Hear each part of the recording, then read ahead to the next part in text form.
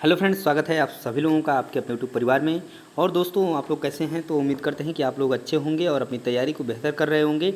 तो दोस्तों, आज की क्लास आपके लिए बहुत ही महत्वपूर्ण होने वाली है, क्योंकि दोस्तों आज की क्लास में हम आपको कराने वाले हैं कंप्लीट पॉलिटी क्लास, जिसमें दोस्तों कक्षा 6, 7, 8 इन तीनों की क्लास एक ही वीडियो में कवर करने की प्रयास करेंगे। यानी कि एक ही वीडियो में इन सभी तीनों क्लास को क्लास 6, 7, 8 की पॉलिटी को कंप्लीट करने की कोशिश करेंगे। तो ये समझिए कि आपकी एक मैराथन क्लासेस है और एक मैराथन क्लास से भी बेहतर आपको कम समय में और बिल्कुल बेहतर तरीके से, ठीक है, नोट्स के द्वारा आपको बताएंगे। और ये पीडीएफ जो है अवेलेबल आपको फ्री मिलेगा दोस्तों। ये दो है दोस्तों, आपको वीडियो के लास्ट में बताएंगे कि ये पीडीएफ आप कहाँ से डाउनलोड कर सकते हैं। तो चलिए वीडियो को शुरू करते हैं और देखते हैं किस तरीके से जो है आप पढ़ाई करेंगे और किस तरीके से जो है पॉलिटी में आपको तैयारी करना है और क्या क्या चीज़ें पढ़नी है। तो चलिए शुरू करते हैं। है आपका जो है चैप्टर नंबर 1 क्लास 6 की पॉलिटी का जो है विविधता की समझ।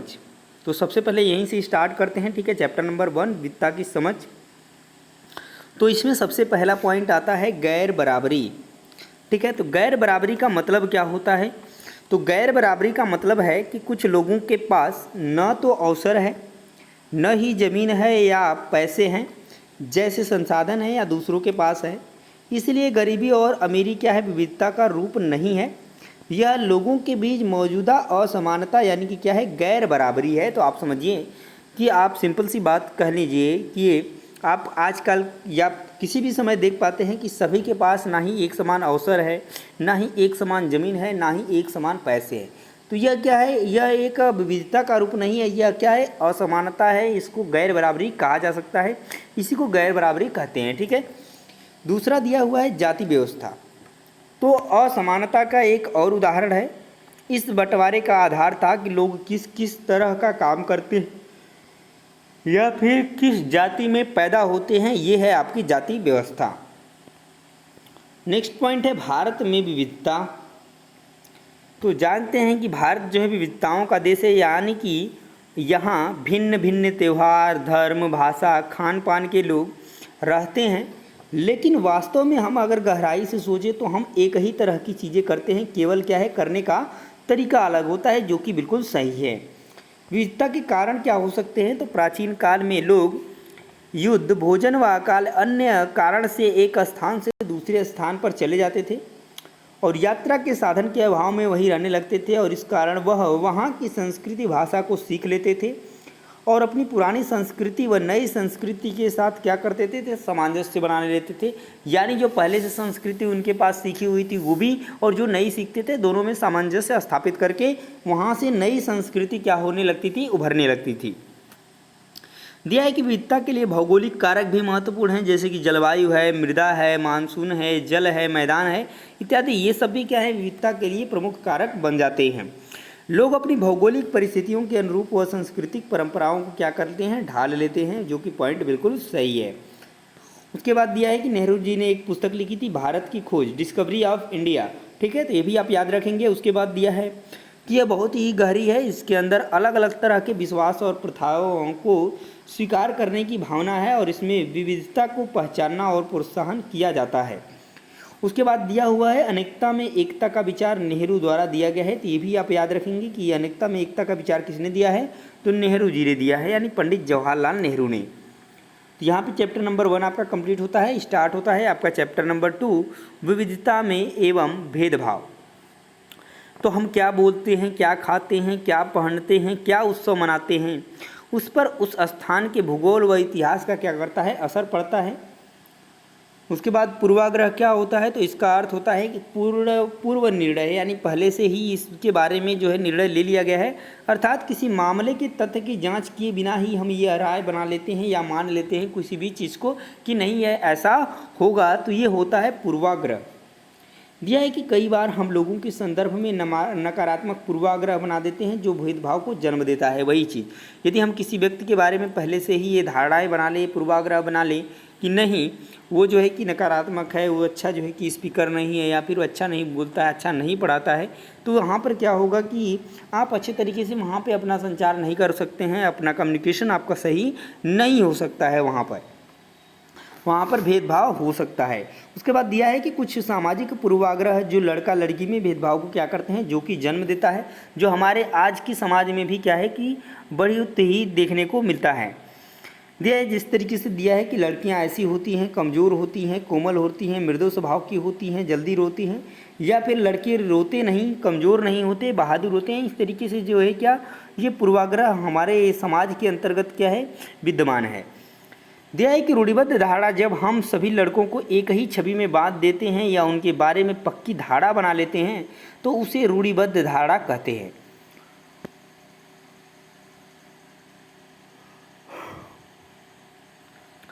जैसे उदाहरण देखिए, जब हम धर्म, लिंग या देश के आधार पर किसी को कंजूस, अपराधी, बेवकूफ़ बोलते हैं।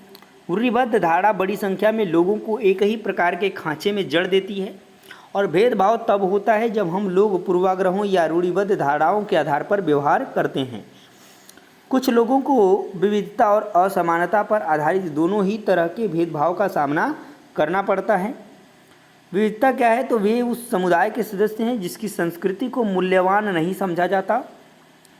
असमानता, यदि वे गरीब हैं और उनके पास अपनी ज़रूरतों को पूरा करने के साधन नहीं हैं। इस प्रकार के दोहरे भेदभाव का सामना कैद, धार्मिक, जनजातियाँ, समुदाय, किसी विशेष जगह के लोग क्या हैं आज भी कर रहे हैं। दलित की बात करें तो इस शब्द को नीची कही जाने वाली जाति के लोग अपनी पहचान के रूप में इस्तेमाल करते हैं। इसका अर्थ होता है दबाया गया या कुचला गया। तो ये आपका पूछा जा सकता है कि दलित का अर्थ क्या होता है। सरकार ऐसे लोगों को अनुसूचित जनजाति के वर्ग में क्या करती है, रखती है। भारत में जाति व्यवस्था भी भेदभाव को क्या करती है, जन्म देती है।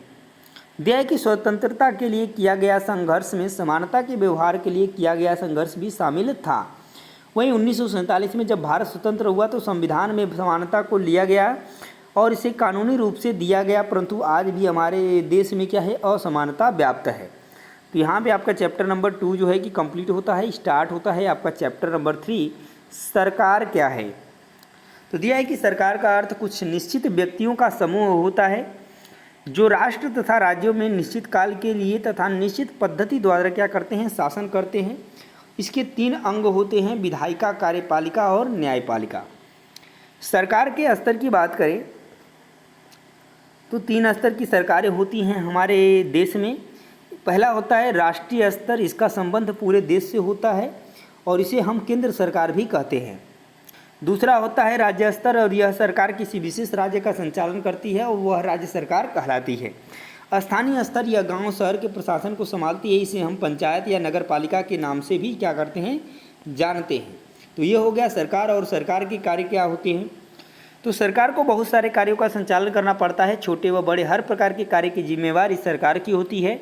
यहाँ हम आपको सरकार के कुछ महत्वपूर्ण कार्यों को बता रहे हैं, जैसे में कि ये निम्नलिखित है। पहला है कानून बनाना या निर्णय लेना, शासन व्यवस्था को लागू करना, सामाजिक मुद्दों पर कार्यवाही करना, राष्ट्रीय हित को सुनिश्चित करना और जन कल्याण कार्य इत्यादि। ये सभी क्या हैं, सरकार के कार्य हैं। उसके बाद दिया हुआ है कि सरकार कानून बनाती है, उसे लागू करती है और सभी लोग उसे मानने के लिए क्या होते हैं, बाध्यकारी होते हैं। सरकार के प्रकार, तो सरकार को निर्णय लेने और कानून पालन करवाने यानी कि उन्हें बाध्य बनाने की शक्ति कौन देता है, इसका उत्तर इस बात पर निर्भर करता है कि वहाँ की सरकार कैसी है। यानी विश्व भर में अलग अलग प्रकार की सरकार होती है, लेकिन हम आपको 2 मुख्य सरकारों के बारे में बताते हैं। यहाँ पर हम देखेंगे 2 मुख्य सरकारों के बारे में। पहला है आपका लोकतांत्रिक सरकार और दूसरा है आपका राजतंत्र। लोकतांत्रिक सरकार जैसे कि हमारे देश में है, जैसे कि आप समझ रहे हैं कि अभी कल ही जो है कि लोकसभा का चुनाव हुआ है और उसकी गिनती भी हुई है। तो इस तरीके से आप समझ सकते हैं। तो इसमें निर्णय लेने की जो शक्ति होती है ना, लोगों द्वारा प्रदान की जाती है, अर्थात जनता के प्रतिनिधि होते हैं और वास्तविक शक्ति का स्रोत जनता है तथा उसके निर्णय उनके प्रतिनिधियों के द्वारा लिए जाते हैं। लोकतंत्र सरकार के अंदर मुख्य रूप से 2 प्रकार के होते हैं, एक प्रत्यक्ष लोकतंत्र होता है और दूसरा अप्रत्यक्ष लोकतंत्र होता है। अब देखिए दूसरा जो प्रकार है सरकार की, वो है राजतंत्र। इस प्रकार की सरकार के अंतर्गत निर्णय लेने की शक्ति राजा या रानी के पास होती है और जनता से निर्णय नहीं लिया जाता। इसे हम निरंकुश शासन व्यवस्था भी क्या कहते हैं। नेक्स्ट पॉइंट है भारतीय लोकतंत्र के बारे में। तो भारत एक लोकतांत्रिक देश है। इसकी मुख्य बात यह है कि लोगों के पास अपने नेता को सुनने की शक्ति होती है। इसलिए लोकतंत्र लोगों का ही क्या है, शासन है। भारत विश्व का सबसे बड़ा लोकतंत्र देश है, जिसके अंतर्गत लोग अपने प्रतिनिधि वोट के माध्यम से क्या करते हैं, चुनते हैं। प्रतिनिधि लोकतंत्र, आज के समय में लोकतांत्रिक सरकार को प्रायः प्रतिनिधित्व लोकतंत्र कहते हैं। उसमें लोग सीधे भाग नहीं लेते हैं, बल्कि चुनाव की प्रक्रिया के द्वारा अपने प्रतिनिधित्व को क्या करते हैं, चुनते हैं। उसके बाद सफरेज मूवमेंट, इसका अर्थ क्या होता है, ये आपके लिए इंपॉर्टेंट है, यहाँ से क्वेश्चन बन सकता है। तो इस सफरेज मूवमेंट, इसका अर्थ होता है वोट देने का अधिकार। प्रथम विश्व युद्ध के दौरान महिलाओं ने मत डालने के लिए संघर्ष किया और इस आंदोलन को महिला मताधिकार आंदोलन कहते हैं। अमेरिका में महिलाओं को वोट का अधिकार जो है 1920 में मिला और इंग्लैंड में महिलाओं को वोट देने का अधिकार 1928 में मिला। तो ये चीज़ें भी कुछ पॉइंट वाइज हैं जिसको आप याद रखेंगे। उसके बाद यहाँ पे चैप्टर नंबर 4 स्टार्ट होता है आपका, लोकतांत्रिक सरकार के मुख्य तत्व। तो हमने सरकार क्या है इसको जाना, सरकार के प्रकार जाना, ठीक है। उसके बाद अब हम लोग देखेंगे लोकतांत्रिक सरकार के मुख्य तत्व। तो दिया है कि जब हम बोलते हैं कि कोई सरकार लोकतांत्रिक है या अलोकतांत्रिक है, तब हमारा अर्थ क्या होता है। इस अध्याय में आपको लोकतांत्रिक सरकार के कुछ महत्वपूर्ण लक्षणों को बताया गया है कि लोकतांत्रिक सरकार के मुख्य लक्षण क्या होते हैं और आप एक लोकतांत्रिक सरकार को कैसे परिभाषित कर सकते हो।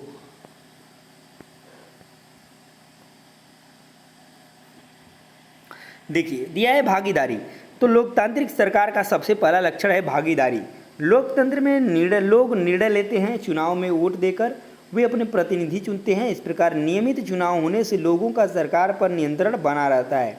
जैसे भारत हर 5 वर्ष के बाद चुनाव होते हैं और एक सरकार चुनाव जीतकर सरकार बनाती है और वोट के माध्यम से जनता की भागीदारी क्या होती है, सुनिश्चित होती है। भागीदारी के और अन्य कौन से तरीके हो सकते हैं, तो लोग सरकार के कार्य में रुचि लेकर और उसकी आलोचना करके भी अपनी भागीदारी निभाते हैं। कई तरीके हैं जिसके माध्यम से लोग अपनी राय व्यक्त कर सकते हैं, जैसे कि धरना हो गया, जुलूस हो गया, हाँ हड़ताल हो गया, हस्तक्षेप अभियान हो गया इत्यादि हैं। तो इन तरीके से भी क्या करते हैं, लोग अपने भागीदारी को सुनिश्चित करते हैं। नेक्स्ट पॉइंट देखिए दिया हुआ है, आंदोलन के जरिए भी लोग अपनी बात सरकार तक पहुंचा सकते हैं और उन मुद्दों को सरकार के सम्मुख ला सकते हैं जिन पर सरकार ध्यान नहीं दे रही है। भारत में अनेकों बार जो है आंदोलन के जरिए सरकार के सम्मुख मुद्दों को उठाया गया है, जैसे कि चिपको आंदोलन है, नर्मदा बचाओ आंदोलन है। तो इन सब के जरिए भी हम क्या करते हैं, सरकार का ध्यान जो है अपनी ओर आकर्षित करते हैं, ठीक है। नेक्स्ट पॉइंट देखिए है विवादों का समाधान। तो दिया है कि विवाद तब उभरते हैं जब विभिन्न सांस्कृतिक, धर्म, जगह और आर्थिक पृष्ठभूमि के लोग एक दूसरे के साथ तालमेल नहीं बैठा पाते हैं और कई बार भेदभाव की दशा में कुछ मुद्दे हैं जो विवाद का विषय बन जाते हैं, और जैसे कि धार्मिक जुलूस हो गया, उत्सव विवाद का विषय हो गया, नदी हो गया यानी जल विवाद। तो ये सब कुछ विवाद हैं जो क्या कर देते हैं, वहाँ पर विवाद का विषय बन जाते हैं, जिसमें जो है कि अब हमें न्याय की ज़रूरत पड़ती है। दिया है कि समानता एवं न्याय। तो लोकतांत्रिक सरकार का सबसे महत्वपूर्ण विचार है समानता। इसलिए भारत के संविधान में समानता जैसे अधिकार को मौलिक अधिकार के रूप में वर्णित किया गया है और इसकी सुरक्षा स्वयं संविधान करता है। तो यहाँ पे आपका चैप्टर नंबर 4 जो है कंप्लीट होता है और स्टार्ट होता है आपका चैप्टर नंबर 5 पंचायती राज। तो पंचायती राज में हम सबसे पहले जानेंगे ग्राम सभा के बारे में। तो ग्राम सभा एक पंचायत के क्षेत्र में रहने वाली सभी वयस्क की सभा होती है और इस सभा में एक गांव या अधिक गांव भी हो सकते हैं। कोई भी व्यक्ति जिसकी उम्र 18 वर्ष या इससे अधिक हो, जिसे वोट देने का अधिकार प्राप्त हो और जिसका नाम गांव की मतदाता सूची में हो, वह ग्राम सभा का क्या होता है, सदस्य होता है। ग्राम पंचायत की बात करें तो एक ग्राम पंचायत कई वार्ड छोटे क्षेत्र में बैठे होती हैं। प्रत्येक वार्ड अपना एक प्रतिनिधि चुनता है जो वार्ड पंच के नाम से जाना जाता है। पंचायत क्षेत्र के लोग मिलकर सरपंच को चुनते हैं जो पंचायत का मुखिया होता है, और वार्ड पंच और सरपंच मिलकर ग्राम पंचायत का गठन 5 वर्ष के लिए करते हैं। उसके बाद नेक्स्ट पॉइंट दिया है सचिव। तो ग्राम पंचायत का एक सचिव होता है और एक ग्राम सभा में ग्राम पंचायत दोनों का सचिव होता है। इसका चुनाव नहीं होता, सरकार द्वारा नियुक्ति की जाती है। इसका कार्य ग्राम सभा में ग्राम सभा पंचायत की बैठक बुलाना और जो भी चर्चा व निर्णय हुआ है उनका रिकॉर्ड रखना होता है। उसके बाद दिया हुआ है ग्राम पंचायत के कार्य। तो सड़कों, नालियों, स्कूल भवनों, पानी के स्रोतों और अन्य सार्वजनिक उपयोग के भवनों का निर्माण और रखरखाव, स्थानीय कर लगाना, इकट्ठा करना, गांव के लोगों को रोजगार देने संबंधी का सरकारी योजना लागू करना, ये सभी काम कौन करता है, तो ग्राम पंचायत का कार्य होता है। ग्राम पंचायत की आमदनी के स्रोत क्या होते हैं, तो घरों व बाजारों पर लगाए जाने वाले कर से मिलने वाली राशि विभिन्न सरकारी विभागों द्वारा चलाई गई योजनाओं की राशि जो जनपद एवं जिला पंचायत द्वारा आती है, समुदाय के काम के लिए मिलने वाले दान, ये सभी जो है ग्राम पंचायत की आमदनी के स्रोत होते हैं। समितियाँ क्या है, तो ग्राम सभा काम करने के लिए समितियाँ बनाती है और वह कुछ राज्यों में है इसके सदस्य होते हैं। कुछ ग्राम सभा सदस्य और कुछ पंचायत के सदस्य होते हैं। उदाहरण जैसे दिया हुआ है निर्माण समिति। और ग्राम पंचायत ग्राम सभा के प्रति क्या होती है, जवाबदेह होती है, तो ये चीज़ आप याद रखेंगे।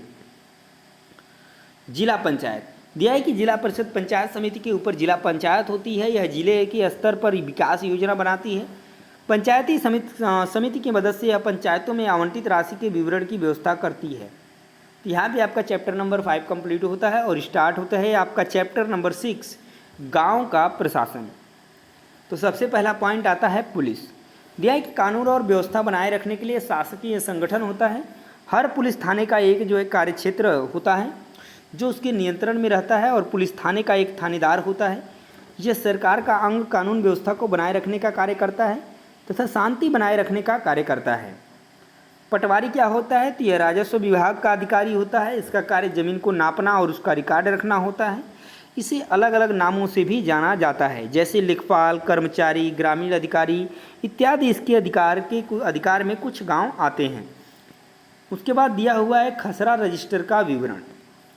तो गज्जरी क्या होता है, यह पटवारी द्वारा खेत नापने के लिए इस्तेमाल की गई लोहे की जंजीर होती है। पटवारी किसानों से भूमि कर भी लेता है और अपने क्षेत्र में उगने वाली फसल का रिकॉर्ड सरकार को देता है। तहसीलदार कौन होता है, तो पटवारी के काम का निरीक्षण करते हैं तहसीलदार और यह सुनिश्चित करते हैं कि रिकॉर्ड सही ढंग से रखे जाएं और राजस्व इकट्ठा होता रहे। तहसीलदार जाति प्रमाण पत्र जारी करता है। तहसीलदार के दफ्तर में जमीन से जुड़े विवादों के मामले सुनाए जाते हैं। यह भी सुनिश्चित करता है कि किसानों को अपने रिकॉर्ड की नकल मिले। हिंदू अधिनियम धारा 2005 क्या है, तो कई राज्यों में हिंदू औरतों को परिवार की ज़मीन में कोई हिस्सा नहीं दिया जाता था और उस ज़मीन को बेटों में बांट दी जाती थी। हाल ही में कानून में बदलाव किया गया और नए कानून के मुताबिक हिंदू परिवारों में बेटों, बेटियों और उनकी माँ को ज़मीन में बराबर हिस्सा मिलता है। तो यहाँ पे आपका चैप्टर नंबर 6 कंप्लीट होता है। चैप्टर नंबर 7 स्टार्ट होता है नगर प्रशासन। तो सबसे पहले जानते हैं नगर निगम के बारे में। दिया है कि नगर प्रशासन चलाने वाली संस्था को नगर निगम कहते हैं। इसके 3 प्राधिकरण हैं, परिषद, स्थायी समिति, आयुक्त। इसके अंतर्गत चुंगी कर, गृह और मनोरंजन का कर आते हैं। यह महानगरों के प्रशासन के लिए जिम्मेदार होता है और जिन शहरों की जनसंख्या 5 लाख या उससे ज़्यादा हो वहाँ यह पाए जाते हैं नगर निगम। नगर पालिका क्या होती है, तो यह भी एक प्रशासनिक इकाई होती है। यह एक शहर, कस्बे या गांव या उनमें से छोटे समूह के रूप में होती है। यह नगर पालिका भारत में मुख्य रूप से शहर के रूप में जाना जाता है। इसमें जनसंख्या 2,20,000 से अधिक होती है किंतु यह महानगर नहीं होते हैं। नगर पंचायत ऐसे क्षेत्र के लिए जो ग्रामीण क्षेत्र से नगर क्षेत्र में परिवर्तित हो रहा है वो नगर पंचायत होता है। उसके बाद दिया हुआ है पार्षद क्या होता है, तो नगर निगम प्रशासन शहर को अलग अलग भागों में बांटा जाता है और हर वार्ड में एक पार्षद का चुनाव होता है। पार्षद मिलकर समितियां बनाते हैं जो डिटेल निर्णय लेती है और नगर निगम के सदस्य को पार्षद बोलते हैं। इसका चुनाव आम निर्वाचन के आधार पर होता है। इसके लिए न्यूनतम आयु जो है 21 वर्ष होती है। मेयर के लिए आयु 23 आवश्यक है। तीनों स्तर का गठन 5 वर्ष के लिए होता है और भंग की स्थिति में 6 माह के अंदर चुनाव करना आवश्यक होता है। SC/ST जनसंख्या के अनुपात में आरक्षण है। महिलाओं के लिए 33% न्यूनतम आरक्षण होता है। इसके लिए OBC राज्य विधानमंडल के अनुसार आरक्षण मिलता है। अध्यक्ष का चुनाव प्रत्यक्ष व अप्रत्यक्ष दोनों प्रकार से हो सकता है और उपाध्यक्ष सदस्य खुद चुनते हैं। तो यहाँ पे आपका चैप्टर नंबर 7 कंप्लीट होता है और स्टार्ट होता है आपका चैप्टर नंबर 8 ग्रामीण क्षेत्र में आजीविका। तो दिया है कि हमारे देश के ग्रामीण परिवारों में से करीब 40% खेतीहर मजदूर हैं। कुछ के पास ज़मीन के छोटे छोटे टुकड़े हैं, बाकी जो है कि भूमिहीन हैं। और भारत में प्रत्येक 5 ग्रामीण परिवारों में से लगभग 2 परिवार खेतीहर मजदूर के हैं। ऐसे सभी परिवार अपनी कमाई के लिए दूसरे के खेतों पर निर्भर रहते हैं। इनमें से कई भूमिहीन हैं और कईयों के पास ज़मीन के छोटे छोटे टुकड़े होते हैं। तीसरा है कि कई बड़े किसानों ने अन्य काम धंधे भी शुरू कर दिए हैं जैसे दुकान चलाना, ब्याज पर पैसे देना और छोटी छोटी फैक्ट्रियां चलाना इत्यादि। उसके बाद दिया है कि भारत के 80% किसानों की यही हालत है। केवल 20% किसान बड़े किसानों की श्रेणी में क्या करते हैं, आते हैं। मध्य भारत के कुछ गांव में खेती और जंगल की उपज दोनों ही आजीविका के महत्वपूर्ण साधन हैं। महुआ बीनने, तेंदू के पत्ते इकट्ठा करने, शहद निकालने और इन्हें व्यापारियों को बेचने जैसे काम अतिरिक्त आय में क्या करते हैं, मदद करते हैं। सहकारी समिति क्यों दूध बेचना भी कई लोगों के लिए आजीविका कमाने का मुख्य साधन है। और पांचवा है, समुद्र तटीय इलाकों में हम देखते हैं कि पूरे के पूरे गांव मछली पकड़ने में लगे हुए हैं। छठवां है, ग्रामीण क्षेत्रों में कुछ लोग खेतीबाड़ी का काम करते हैं और कुछ अन्य काम करके अपनी आजीविका चलाते हैं। फसल अच्छी हो इसके लिए वह क्या करते हैं, प्रकृति पर निर्भर रहते हैं। नागालैंड की सीढ़ी नुमा खेती। यहाँ एक गांव है जिसका नाम चिजामी है। यह नागालैंड के फेक जिले में है और इस गांव में रहने वाले लोग चखेजंग समुदाय के हैं। वे सीढ़ी नुमा खेती करते हैं। इसका मतलब है कि पहाड़ी की ढलान जमीन को छोटे छोटे सपाट टुकड़ों में बांटा जाता है। चिजामी के लोगों के पास अपने अपने खेत हैं, लेकिन वह इकट्ठे होकर एक दूसरे के खेतों में भी काम करते हैं। वे 6 से 8 लोगों का एक समूह बनाते हैं और इकट्ठे मिलकर पहाड़ के एक हिस्से पर घास पतवार साफ करते हैं। तो यहाँ पे आपका चैप्टर नंबर 8 कंप्लीट होता है और स्टार्ट होता है आपका चैप्टर नंबर 9, शहरी क्षेत्र में आजीविका। अभी आपने ग्राम में देखा कि किस तरीके से लोग अपना जीवन यापन करते हैं, आजीविका चलाते हैं। अब हम देखेंगे कि शहर में लोग किस तरीके से अपनी आजीविका को चलाते हैं। तो दिया है कि भारत में 5000 से ज़्यादा शहर और 27 महानगर हैं। चेन्नई, मुंबई, दिल्ली, कोलकाता जैसे प्रत्येक महानगर में 10 लाख से ज़्यादा लोग रहते हैं और काम करते हैं। क्या वे नौकरी करते हैं, अपने रोजगार में लगे हैं, तो वह अपना जीवन कैसे चलाते हैं? क्या रोजगार और कमाई के मौके समान रूप से सभी को मिलते हैं? आइए जानने का प्रयास करते हैं। तो सड़कों पर काम करना। यह है कि बड़े बड़े शहरों और महानगरों में कुछ लोग सड़कों के किनारे अपना सामान बेचते हैं, जैसे कि सब्जी बेचने वाले फुटपाथ पर, फूल बेचने वाले, छोटे खिलौने बेचने वाले, नाई, मोची तथा ठेलों पर कुछ सामान रखकर उसे बेचने वाले लोग स्वरोजगार में लगे हैं। उनको कोई दूसरा व्यक्ति रोजगार नहीं देता है, इसलिए वे अपना काम खुद ही संभालना पड़ता है। वह खुद योजना बनाते हैं, माल खरीदते हैं, कहाँ व कैसे अपनी दुकान लगाएं, ये सारी चीज़ें वो खुद करते हैं। अहमदाबाद शहर के एक सर्वे में पाया गया कि काम करने वालों में से 12% लोग सड़कों पर काम कर रहे हैं तथा बड़े शहरों में इन फुटपाथ पर बेचने वाले लोगों को यातायात और पैदल चलने वाले लोगों के लिए एक रुकावट की तरह देखा जाता है तथा पुलिस प्रशासन भी इन्हें अपनी दुकानें नहीं लगाने देती और इन व्यक्तियों को अपनी सुरक्षा की कोई सुविधा प्राप्त नहीं होती है। उसके बाद बाजार में दुकानें। तो बड़े बड़े महानगरों में दुकानों की कतार लगी होती है, जिसमें ज़्यादातर दुकानें मिठाई, खिलौने, कपड़े, चप्पल, बर्तन, बिजली के सामान मौजूद होते हैं। यह अस्थायी दुकानें होती हैं। तो आपका क्वेश्चन एग्जाम में पूछा जाता है अस्थायी और अस्थायी दुकानों के बारे में। तो बड़ी दुकानें बड़ी महानगरों या शहरों में बड़ी दुकानें मौजूद होती हैं, जिन्हें शोरूम कहते हैं। यह बहुत बड़ी दुकानें होती हैं जिसमें हर प्रकार के सामान उपलब्ध होते हैं, लेकिन यह छोटी दुकानें व फुटपाथ से महंगी होती हैं।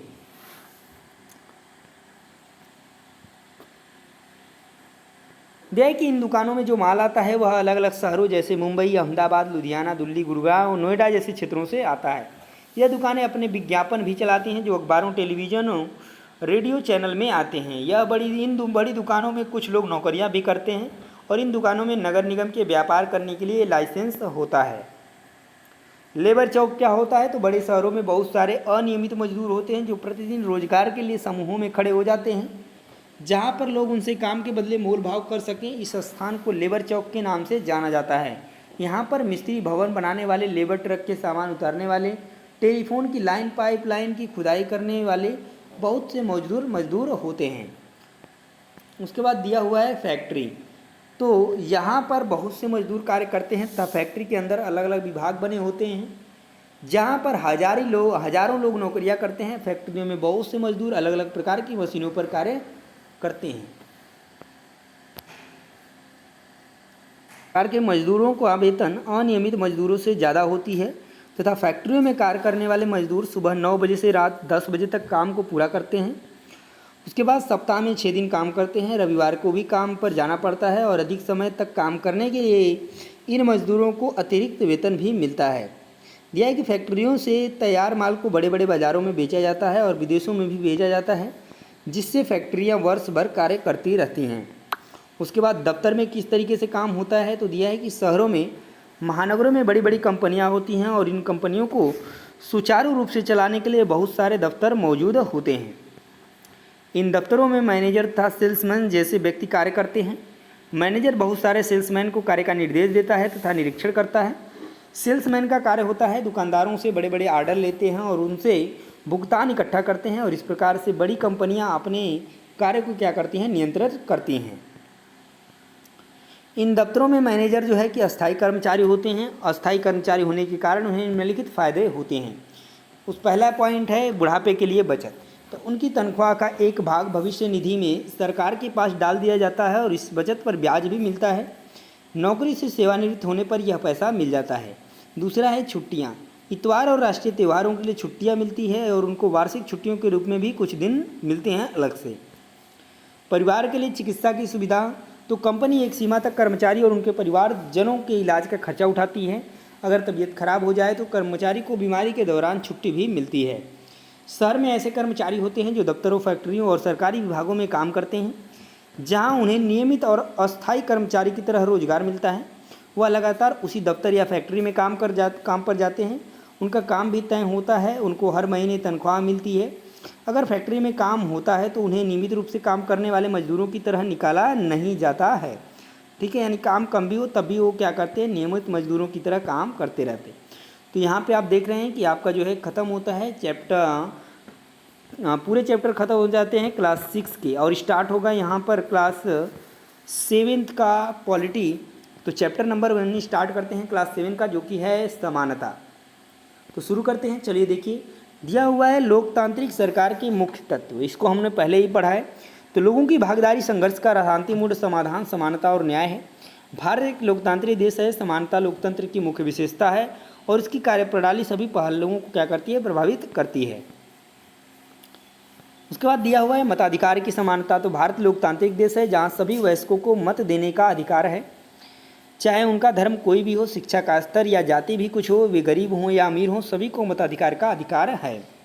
सार्वभौमिक वयस्क मताधिकार। तो सभी नागरिक जो अपनी जाति या शिक्षा, धर्म, नस्ल, रंग, आर्थिक स्थितियों की परवाह किए बिना 18 या उससे अधिक उम्र के हैं तो वोट देने के लिए क्या हैं, स्वतंत्र हैं। दिया है कि यह सभी लोकतंत्रों का आवश्यक पहलू है। ये समानता के विचार पर आधारित है। और अन्य प्रकार की असमानता।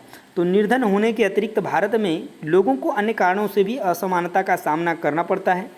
पहला है जातिगत व्यवस्था के आधार पे, धर्मों के आधार पे, लिंग व जन्म स्थान के आधार पर भी उनको क्या करना पड़ता है, असमानता का सामना करना पड़ता है।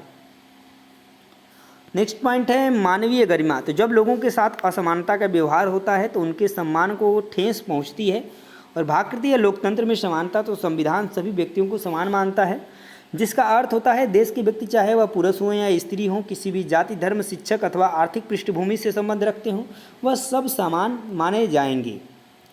संविधान द्वारा प्रावधान की बात करें तो कानून की दृष्टि में हर व्यक्ति समान है। किसी भी प्रकार से धर्म, जाति, वंश, जन्म स्थान, लिंग के आधार पर भेदभाव नहीं होगा। सार्वजनिक स्थानों पर जाने का अधिकार होता है। अस्पृश्यता का उन्मूलन भी है। समानता के अधिकार को 2 प्रकार से लागू किया गया है। पहला है कानून के द्वारा और दूसरा है सरकार की योजनाओं और कार्यक्रमों के द्वारा। मिड डे मील क्या होता है, तो सर्वप्रथम तमिलनाडु में लागू 2001 में, उच्चतम न्यायालय द्वारा सभी राज्यों में लागू ये हो चुका है मिड डे मील। ठीक है। दिया है कि नागरिक अधिकार आंदोलन, सिविल राइट्स मूवमेंट क्या है, तो एक आंदोलन जो संयुक्त राज्य अमेरिका में 1950 के दशक के अंत में प्रारंभ हुआ और जिसमें अफ्रीका अमेरिका लोगों ने नस्लगत भेदभाव को समाप्त कैसे और समान अधिकारों की मांग की। 1965 के नागरिक अधिकार अधिनियम के नस्ल, धर्म और राष्ट्रीय मूल के आधार पर भेदभाव को क्या कर दिया गया, निषेध कर दिया। उसके बाद दिया है कि 1995 भारत सरकार विकलांगता अधिनियम। तो विकलांग व्यक्तियों को समान अधिकार मिला। निःशुल्क शिक्षा, सरकार उन्हें मुख्यधारा से जुड़े। तो ये सारी चीज़ें वहाँ पर मिली।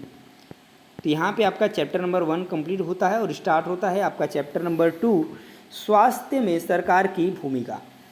पहला पॉइंट दिया हुआ है स्वास्थ्य, बीमारियों की चोट आदि से मुक्त रखना, स्वच्छ पानी, प्रदूषण मुक्त वातावरण देना, भरपेट भोजन, घुटन भरी अवस्थाओं से मुक्ति। तो ये जो है कि इस तरीके से स्वास्थ्य हो सकते हैं। अगर स्वस्थ हैं तो सार्वजनिक की बात करें तो वह सेवा या कार्य जो देश के सब लोगों के लिए है और मुख्य रूप से सरकार द्वारा आयोजित किया जाता है। स्कूल, अस्पताल, टेलीविज़न इत्यादि सेवा की मांग कर सकते हैं। संस्थाओं का सवाल उठा सकते हैं। निजी क्या है, तो वह सेवा या कार्य जो किसी व्यक्ति या कंपनी द्वारा अपने लाभ के लिए आयोजित किया जाता है वह निजी होता है। उसके बाद सार्वजनिक स्वास्थ्य सेवाएं क्या हैं, तो स्वास्थ्य केंद्रों व अस्पतालों की एक श्रृंखला होती है और यह सरकार द्वारा चलाई जाती है। पहला है ग्राम स्तर पर एक स्वास्थ्य केंद्र होता है जिसमें एक नर्स, एक ग्राम स्वास्थ्य सेवक यह कई गांवों की ज़रूरतों को पूरा करता है।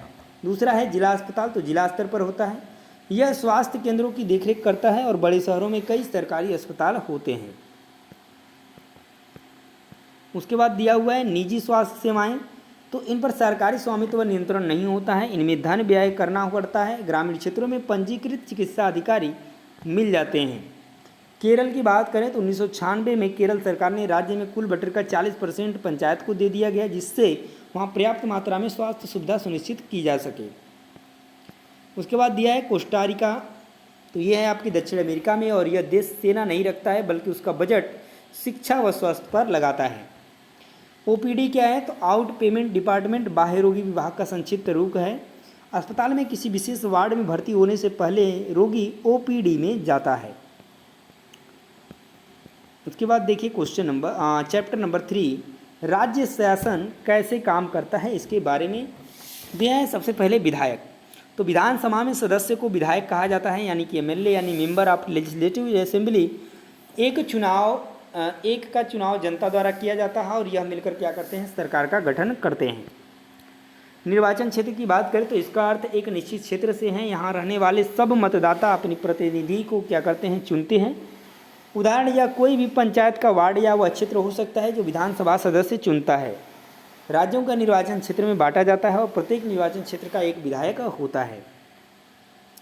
सत्ता पक्ष, तो जिस राजनीतिक दल के विधायक बहुमत में जीत जाते हैं वह सरकार बनाते हैं और मुख्यमंत्री उसी दल का होता है, इसे सत्ता पक्ष या सत्तारूढ़ पार्टी कहते हैं।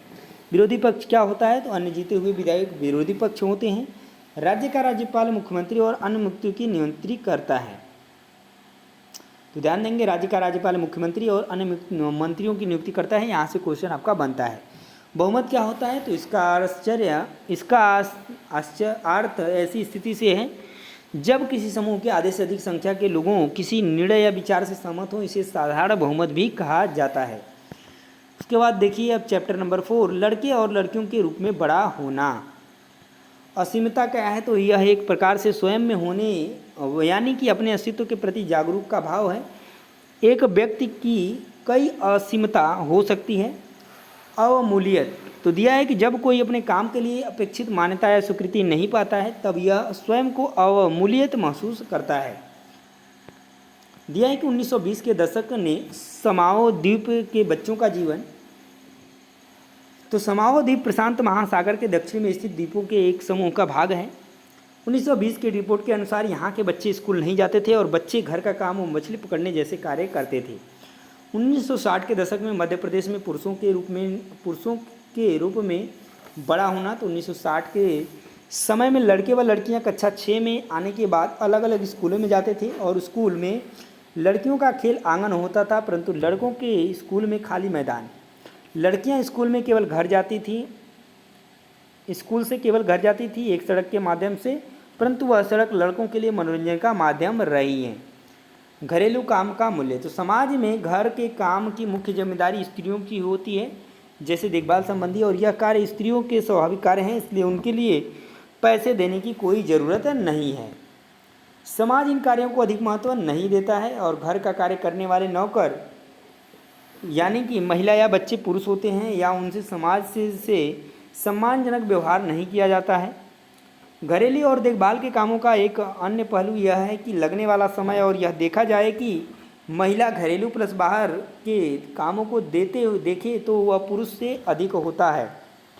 महिलाओं का काम और समानता की बात करें तो घरेलू और देखभाल के कामों को कम महत्व देना एक व्यक्ति या परिवार का मामला नहीं, यह स्त्रियों और पुरुषों के बीच असमानता की एक बड़ी सामाजिक व्यवस्था का ही क्या है, भाग है। समाधान का कार्य तो परिवार और व्यक्तिगत न कि शासकीय स्तर पर भी होना चाहिए। सरकार के द्वारा उठाए गए कदम क्या हैं, तो आंगनवाड़ियाँ हैं और बलवादियाँ हैं। उसके बाद ये आपका चैप्टर नंबर 4 कंप्लीट होता है और स्टार्ट होता है आपका चैप्टर नंबर 5, औरतों ने बदली दुनिया। तो दिया है कि व्यवसाय के क्षेत्र में महिलाओं के बारे में, तो आप देख सकते हैं कि अधिकतर लोग महिलाओं को केवल नर्स के रूप में देखते हैं। तथा पुरुषों को पायलट पुरुष के रूप में देखते हैं। ऐसा माना जाता है कि महिलाएं अच्छी नर्स हो सकती हैं क्योंकि वे अधिक सहनशील, विनम्र होती हैं। इससे महिलाओं की भूमिका के साथ मिलाकर देखा जाता है। ज़्यादातर यह माना जाता है कि विज्ञान व तकनीकी के क्षेत्र में महिलाएं सक्षम नहीं होती हैं। अनेक लोग इस प्रकार की रूढ़िवादी धारणाओं में विश्वास करते हैं। परिवेश क्या है, तो हमारे चारों ओर परिवेश कुछ इस प्रकार से बना हुआ है कि लड़कों को ऐसी नौकरियों के लिए प्रेरित किया जाता है जिसमें अधिक वेतन मिल सके। ऐसा ना होने पर उन्हें चिढ़ाया जाता है। परिवर्तन के लिए सीखना, तो आज अधिकांश बच्चे स्कूल जाते हैं, परंतु अतीत में ऐसा नहीं होता था। केवल कुछ एक लोग ही पढ़े लिखे थे और तथा अधिकांश लोग अपने घर के व्यवसाय को ही अपना लेते थे या बुजुर्ग लोग जो कार्य करते थे उसे ही सीख लेते थे और अपनी आजीविका चलाते थे। घर परिवार में लड़कियों की स्थिति और भी खराब थी। वह घर का सारा कार्य करती थी तथा व्यवसाय में भी सहयोग करती थी। उदाहरण के लिए कुम्हार के व्यवसाय में स्त्रियां मिट्टी एकत्र करती थी और बर्तन बनाने के लिए उसे तैयार करती थी। 19वीं शताब्दी में परिवर्तन की बात करें तो शिक्षा के बारे में कई नई विचार ने जन्म लिया और विद्यालय जो है कि अधिक प्रचलन में आ गए। कब? 19वीं शताब्दी में। राज सुंदरी देवी की बात करें तो इससे आपका क्वेश्चन बहुत बार पूछा जाता है। यह पश्चिम बंगाल में पैदा हुई। 60 वर्ष की अवस्था में उन्होंने बांग्ला भाषा में अपनी आत्मकथा लिखी थी, अमार जीवन। यह किसी भी भारतीय महिला द्वारा लिखी पहली आत्मकथा थी। राज सुंदरी देवी एक धनवान जमींदार परिवार की गृहिणी होने के बावजूद उन्होंने क्या की? शिक्षा ग्रहण की। उसके बाद दिया है वर्तमान समय में शिक्षा और विद्यालय की बात करें तो भारत में हर 10 वर्ष पश्चात जनगणना होती है जिसमें विभिन्न आंकड़े सामने आते हैं। 1961 की जनगणना में पुरुषों का 40% शिक्षित था। इसकी तुलना में स्त्रियों 15% भाग पढ़ा लिखा था। 2011 की गणना के अनुसार पुरुषों का 82% शिक्षित था तथा स्त्रियों का 65% भाग शिक्षित पढ़ा लिखा था। सब लड़कियों की श्रेणी की तुलना में अनुसूचित जाति, अनुसूचित जनजाति की लड़कियों की स्कूल छोड़ने की दर सबसे अधिक है। तो यहाँ पे आपका चैप्टर नंबर 5 कंप्लीट हो जाता है और स्टार्ट होता है आपका चैप्टर नंबर 6, संचार माध्यमों को समझना। दिया है कि मीडिया अंग्रेजी के मीडियम शब्द का बहुवचन है तथा इसका तात्पर्य उन सभी तरीकों से है जिनके द्वारा हम समाज में विचारों का आदान प्रदान करते हैं। मीडिया का अर्थ माध्यम यानी कि जन संचार माध्यम टीवी, रेडियो और अखबार संचार माध्यमों के रूप में है जिनकी पहुंच लाखों लोगों तक है और देश और विदेश के जनसमूह तक है। इसलिए इन्हें जन संचार माध्यम या मास मीडिया कहते हैं। संचार माध्यम और तकनीक की बात करें तो अखबार, टेलीविज़न और रेडियो लाखों लोगों तक पहुंच सकते हैं क्योंकि इनमें एक विशिष्ट प्रकार की तकनीकी का उपयोग किया जाता है। जन संचार माध्यम के इस्तेमाल में लाई जा रहे तकनीक निरंतर बदलती रही है और मशीनों को बदलकर आधुनिकता बनाने में से संचार माध्यमों को अधिक लोगों तक पहुंचाने में मदद मिलती है। जन संचार माध्यम से आज संपूर्ण विश्व को एकजुट कर दिया गया है।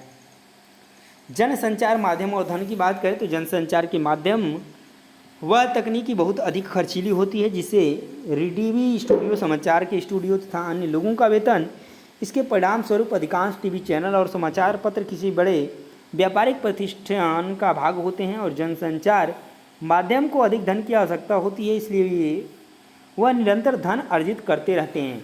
इसका एक तरीका विज्ञापन है जिससे जनसंचार माध्यम को धन की आपूर्ति होती है। संचार माध्यम और लोकतंत्र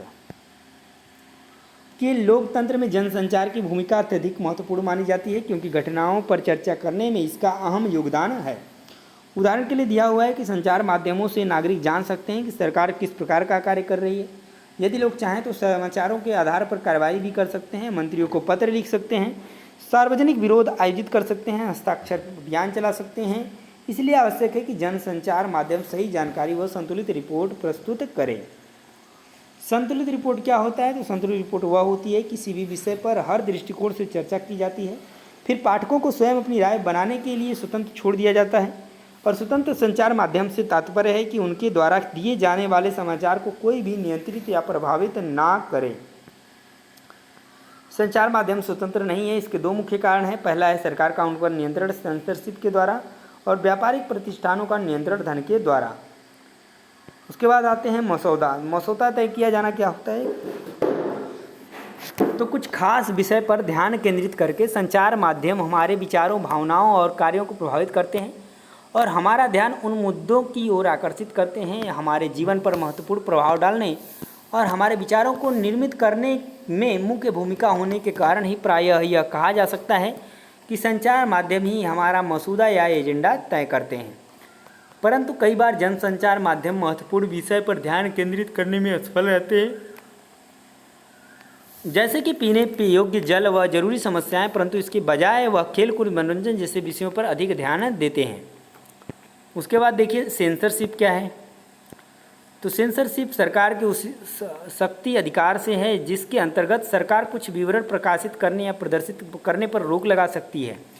सार्वजनिक विरोध क्या है? तो इसमें विशाल संख्या में लोग एकजुट होकर किसी भी विषय पर खुले रूप से अपना विरोध प्रदर्शन करते हैं, जैसे रैली आयोजित करना, धरना देना, सड़कों को अवरुद्ध करना।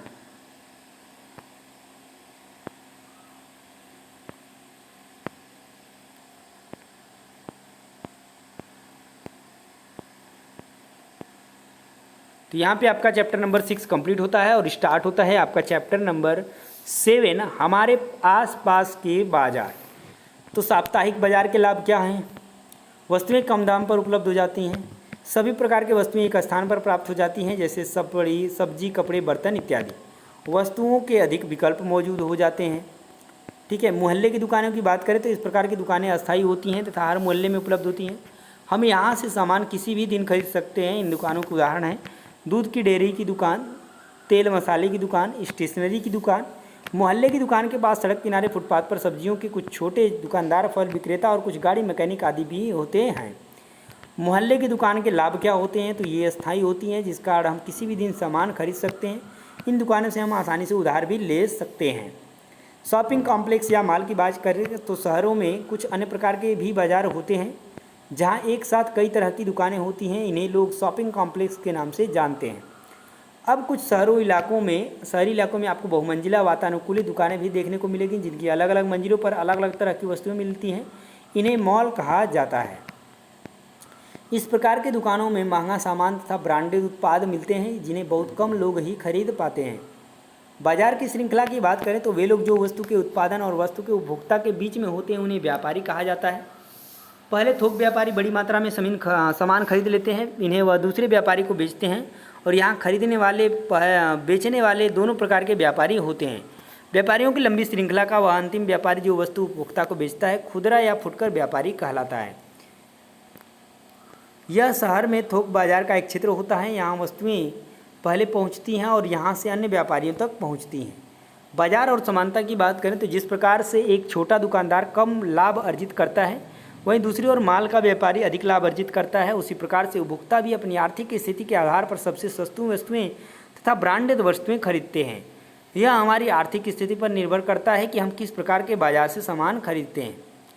उसके बाद बाजार की श्रृंखला, तो यह चारों की एक संख्या है जो परस्पर एक दूसरे से कड़ियों से कई तरीके से जुड़ी होती है, क्योंकि उत्पाद एक बाजार से होते हुए दूसरे बाजार में पहुंचता है।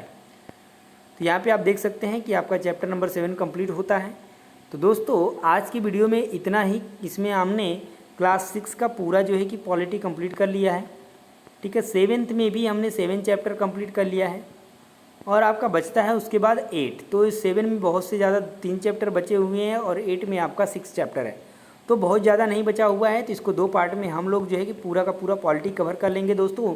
तो इससे बेहतर आपको वीडियो कहीं नहीं मिलेगा। तो प्लीज़ वीडियोस को लाइक शेयर जरूर से ज़्यादा करें और चैनल को भी सब्सक्राइब कर लेंगे। और दोस्तों आपको PDF कहाँ से मिलेगा, ये पता चलेगा आपको नेक्स्ट वीडियो में। तो ये जानने के लिए प्लीज़ वीडियोज़ को लाइक शेयर कर दीजिए और चैनल को भी सब्सक्राइब कर लीजिए दोस्तों। तो मिलेंगे नेक्स्ट वीडियो में, तब तक के लिए जय हिंद।